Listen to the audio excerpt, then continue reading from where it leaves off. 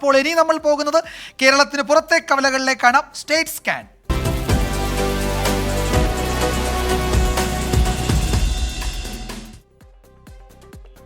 ഇത്തവണയും BJP സമ്പൂർണ്ണ ജയം ലക്ഷ്യമിടുന്ന സംസ്ഥാനമാണ് രാജസ്ഥാൻ. നിയമസഭാ തെരഞ്ഞെടുപ്പിന് പിന്നാലെ നടക്കുന്ന തെരഞ്ഞെടുപ്പായതിനാൽ പ്രവർത്തകർ വലിയ ആവേശത്തിലാണ് രാജസ്ഥാനിൽ. അശോക് ഗെഹ്ലോട്ടും സച്ചിൻ പൈലറ്റും ഒരുമിച്ച് നിന്ന് നയിച്ചാൽ രാജസ്ഥാനിൽ ഭേദപ്പെട്ട പ്രകടനം നടത്താനാകുമെന്ന പ്രതീക്ഷ കോൺഗ്രസിന് ഇപ്പോഴുമുണ്ട്.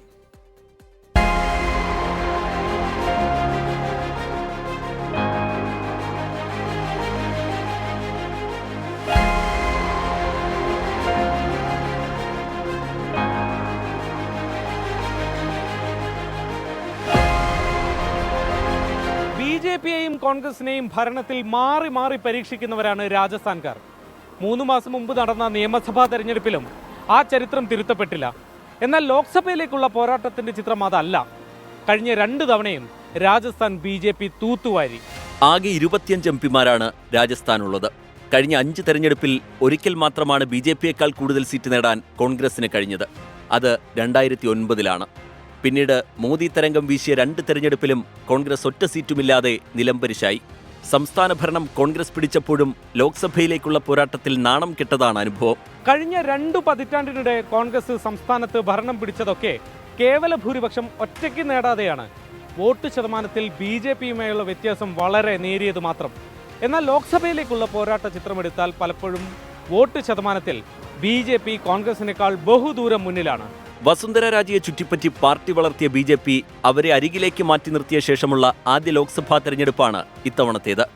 മുഖ്യമന്ത്രി പദത്തിൽ ഭജൻലാൽ ശർമ്മയെ അവരോധിച്ചതിൽ സിന്ധ്യയ്ക്കുള്ള നീരസം ചില്ലറയല്ല.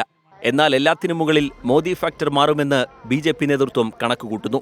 അശോക് ഗെഹ്ലോട്ടും സച്ചിൻ പൈലറ്റും സംസ്ഥാന കോൺഗ്രസിലെ 2 ശക്തി കേന്ദ്രങ്ങൾ.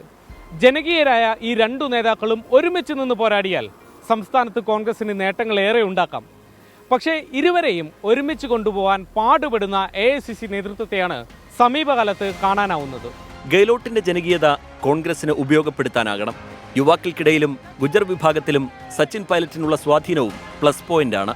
പുതിയ മന്ത്രിസഭയിൽ ആവശ്യത്തിന് പ്രാതിനിധ്യമില്ലെന്ന പരാതി ഗുജറുകൾക്കുമുണ്ട്. ഇതൊക്കെയാണെങ്കിലും BJPയെ വെല്ലും വിധമുള്ള സംഘടനാ സംവിധാനം പക്ഷേ സംസ്ഥാനത്ത് കോൺഗ്രസിനില്ല.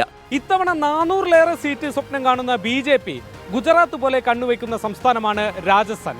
എന്നാൽ ഗുജറാത്തിനേതിനേക്കാൾ കരുത്തുണ്ട് രാജസ്ഥാനിൽ കോൺഗ്രസിന്. അതുകൊണ്ട് ഇത്തവണ ഒരു ശക്തമായ പോരാട്ടം രാജസ്ഥാനിൽ പ്രതീക്ഷിക്കാം. മുംബൈയിൽ നിന്നും വരുൺ വി നായർക്കൊപ്പം ശ്രീനാഥ് ചന്ദ്രൻ, 24.